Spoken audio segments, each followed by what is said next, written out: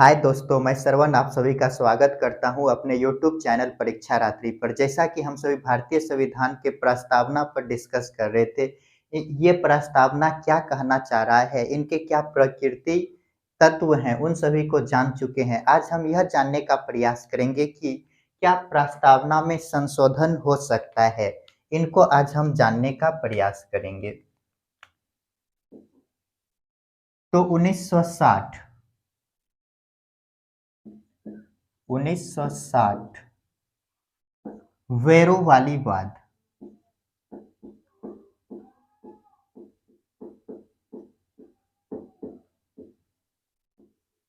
वेरोवारीवाद में supreme court ने कहा प्रस्तावना संविधान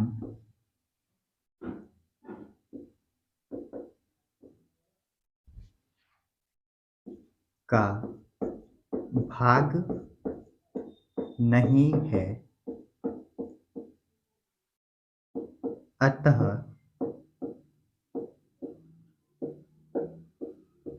प्रस्तावना में संशोधन नहीं किया जा सकता है। नहीं किया जा सकता है। 13 साल बाद 1973 केशवानंद भारतीयवाद।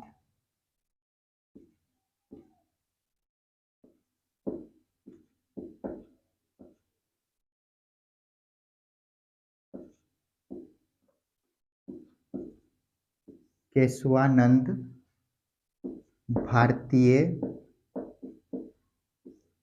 वर्सेस केरलवाद।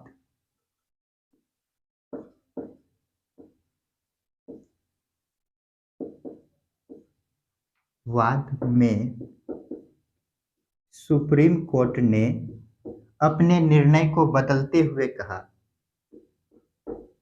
अपने निर्णय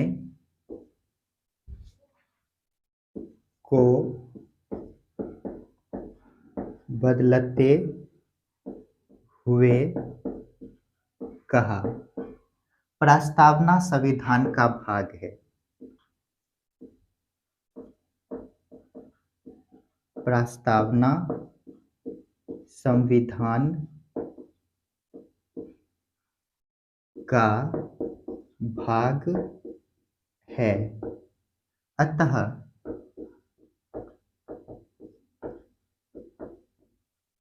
प्रस्तावना में संशोधन किया जा सकता है। इसी के बाद एस.आर. मुंबई वाद आता है। एक एस.आर. मुंबई वाद, इसमें आधारभूत संरचना की बात कही जाती है। इसमें कहा, इसमें ऐसे लिखिए, आधारभूत संरचना की बात कही। आधारभूत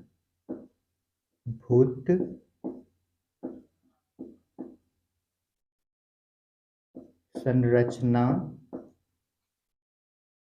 की बात आई।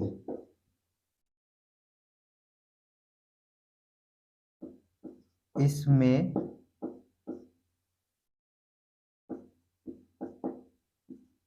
कहा गया,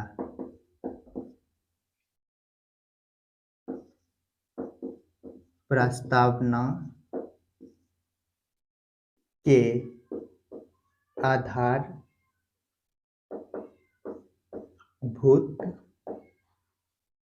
ढांचे को ध्यान में रख कर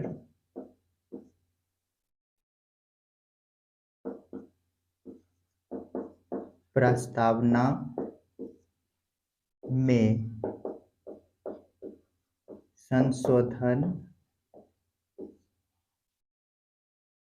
किया जा सकता है।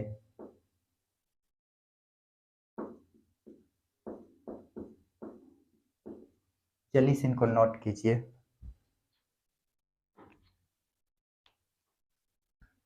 यहीं पे एक पॉइंट और लिख लेते हैं, संशोधन संसद करेगा।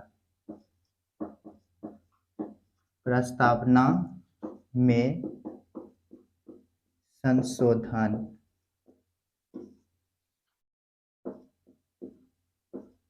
संसद के द्वारा आर्टिकल 368 के तहत किया जाता है।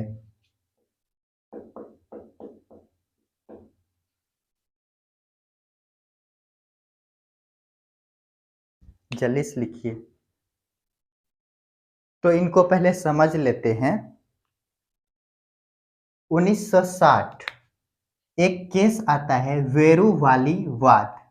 इसमें सुप्रीम कोर्ट ने कहा प्रस्तावना जो है संविधान का भाग नहीं है, संविधान का भाग नहीं है, अतः प्रस्तावना में संशोधन नहीं किया जा सकता है। हम तो जानते हैं कि संविधान में संशोधन होता है आर्टिकल 368 के तहत, लेकिन वेरुवाली वाद में कहा प्रस्तावना जो है, प्रस्तावना के बारे में संविधान का भाग नहीं है, अतः प्रस्तावना में संशोधन नहीं हो सकता है।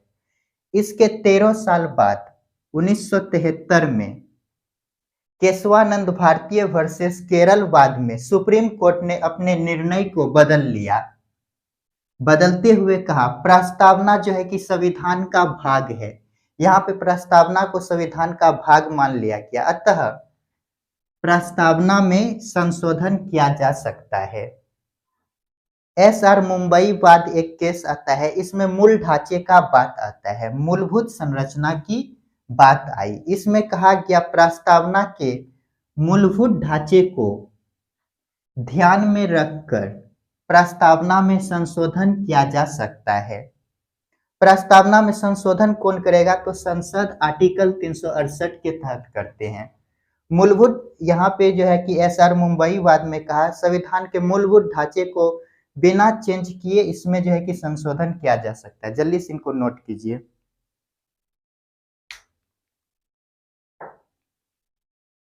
चलिए इनको मिटाते हैं।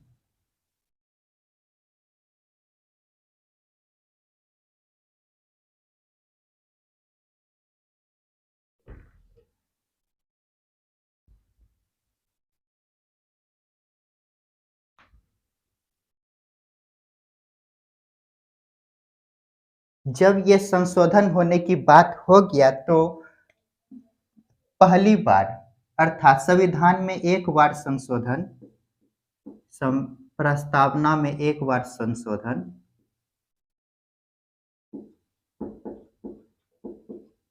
प्रस्तावना में एक बार संशोधन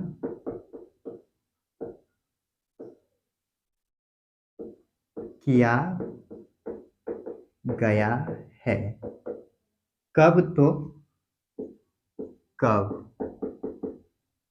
तो 42वां संविधान संशोधन, 42वां कॉन्स्टिट्यूशनल अमेंडमेंट 1976। 3 शब्द जोड़े गए, 3 शब्द जोड़े गए। जल्दी से इनको नोट कीजिए।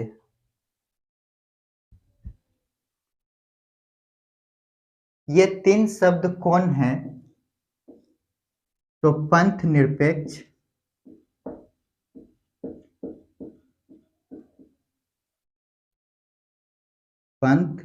निरपेक्ष समाजवाद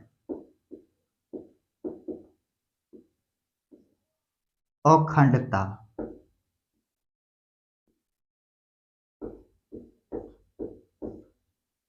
ये तीन शब्द जोड़े गए, जल्दी से इनको नोट कीजिए।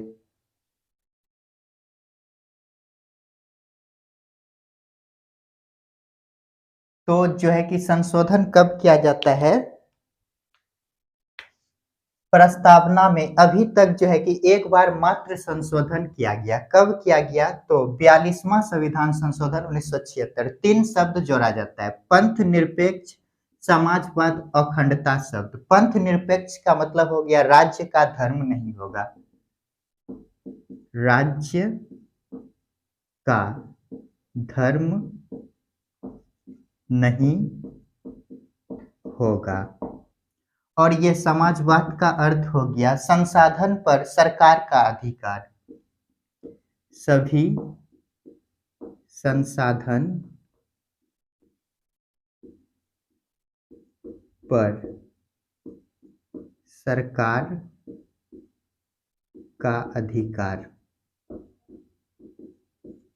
ये अखंडता जो है, भारत क्या है, विविधता में एकता की बात करता है। विविधता में एकता, विविधता में एकता। तो तीन शब्द जोड़े गए, पंथ निरपेक्ष अर्थात राज्य का कोई धर्म नहीं होगा, और समाजवाद जहां संसाधन पर सरकार का अधिकार हो, सभी संसाधन पर सरकार का अधिकार हो। अखंडता शब्द अर्थात जिसको खंडित नहीं किया जा सकता। भारत क्या है, विविधता में एकता की बात करता है। जल्दी से इनको नोट कीजिए।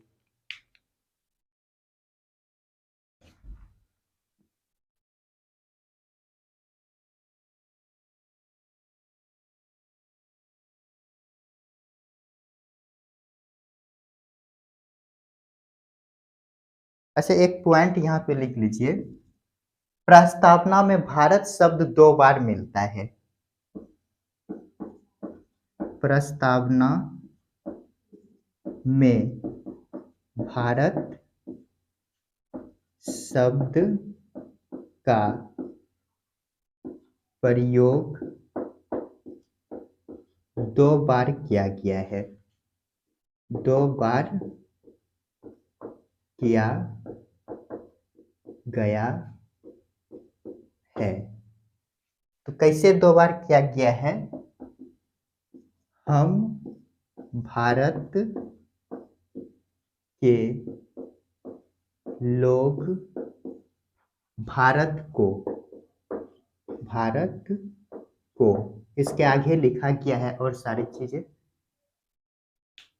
तो जो है कि प्रस्तावना में भारत शब्द का प्रयोग कितने बार मिलता है? तो दो बार किया गया है। कब? तो हम भारत के लोग एक बार, भारत को दो बार। जल्दी से इनको नोट कीजिए।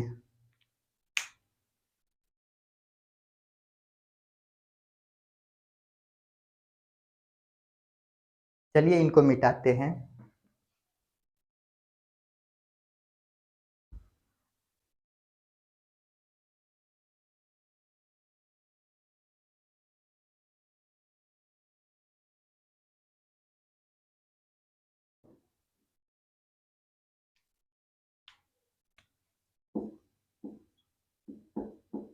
प्रस्तावना को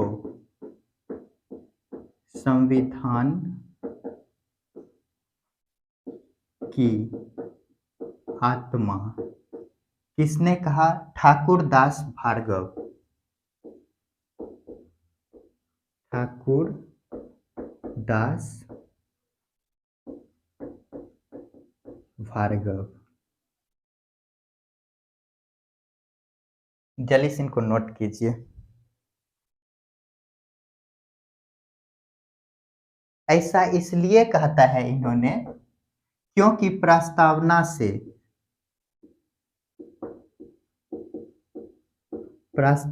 से पूरे संविधान का मूल्यांकन किया जा सकता है।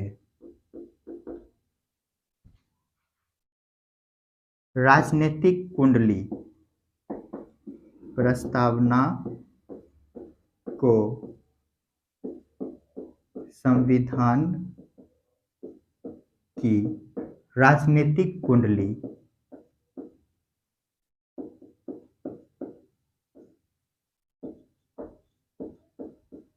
किसने कहा? के एम मुंशी।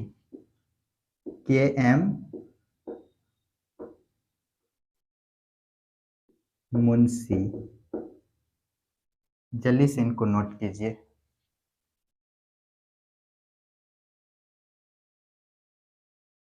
परिचय पत्र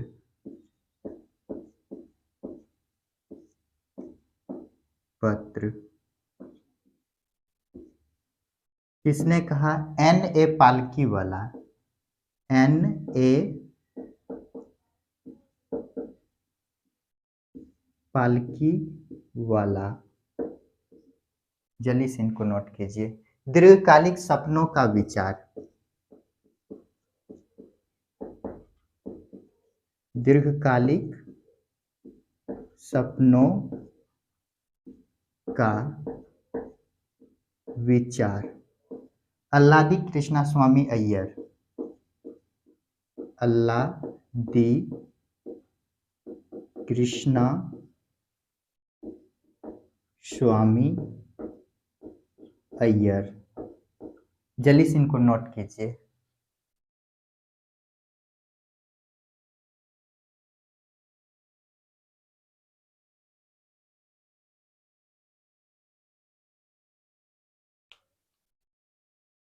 अच्छा, यहाँ पे एक पॉइंट लिखते हैं। स्वतंत्रता, समानता, बंधुत्व,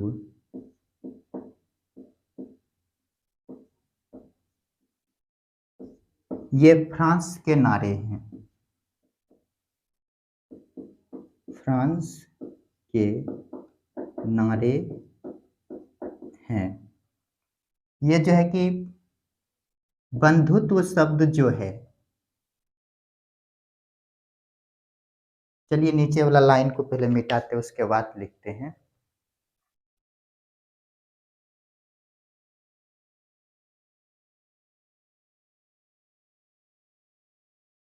ये जो बंधुत्व शब्द है, मौलिक कर्तव्य में, मौलिक कर्तव्य जो कि आर्टिकल कितना है, भाग 4A और अनुच्छेद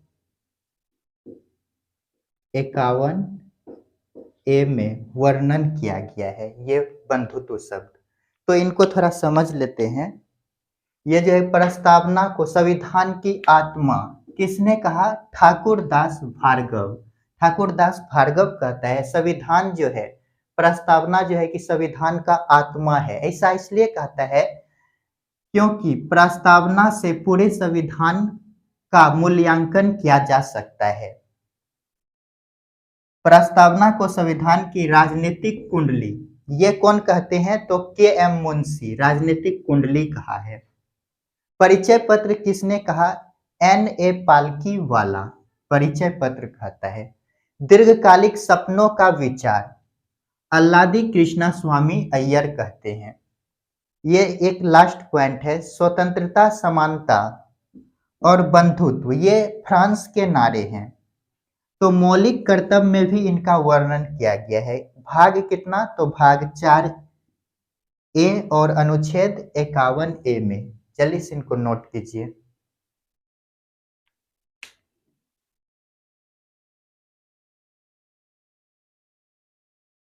तो आज हम प्रस्तावना को पूरे खत्म कर दिए हैं।